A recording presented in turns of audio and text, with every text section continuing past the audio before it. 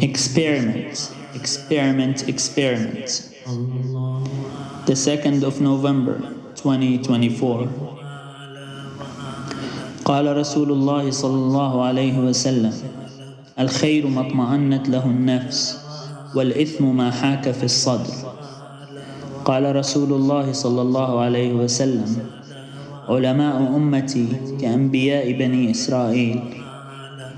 كان رسول الله إذا سمع صوت الرعد والصواعق يقول: اللهم لا تقتلنا بغضبك ولا تهلكنا بعذابك وعافنا قبل ذلك.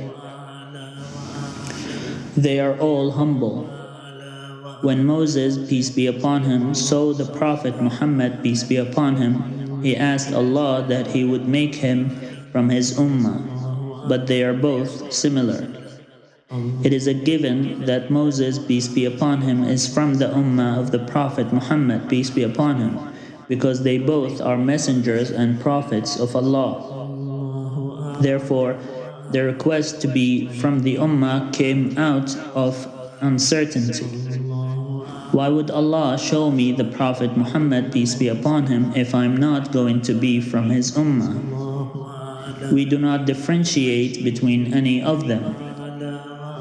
If you want to know something and that requires me being used, I don't mind. Why would I do that if I can ask him? I'm just saying.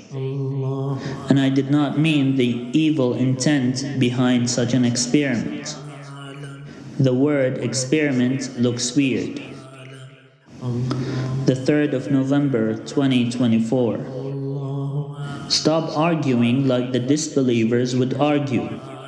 Touché. Will you really punish me for what another had said? You have the right. There's a difference between subjectivity or subjective reality and consciousness. What you describe as subjective consciousness, which encapsulates the subjective experience of specific aspects of reality, color perception, musicality, and so forth. This is not consciousness. It is subjective experience, materialistic perception, physical awareness. Consciousness is awareness of one's attitudes, morality, ethics, living principles, and pillars upon which our tiny habits and actions are regulated.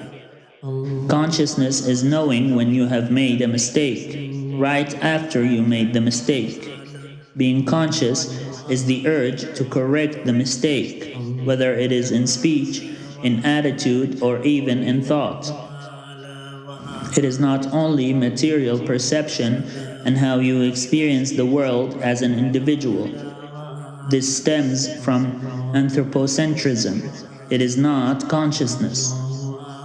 Being conscious is knowing that other people might be impacted by your words and trying to avoid that happening, or trying to avoid the negative impact you would have on the world. It is not just materialism. ما معنى اسم أسامة؟ اسم أسامة يعبر عن الأثقال والأحمال، وهو اسم علم مذكر لأصل عربي، وهو يعني الأسد أو الليث، وهو اسم منتشر بين العرب بكثرة. For someone who doesn't have a mother or a father, it would be understandable that he would be asking, what would prevent you from doing something that would make your mother or father upset? What values have to be observed to identify the prevention principles in place for such reactions? I wouldn't want to see them upset. I would not want to endure the thought that they would be treated in an upsetting manner on the day of judgment, in a manner that would cause them to cry, and I would be watching, if I still exist.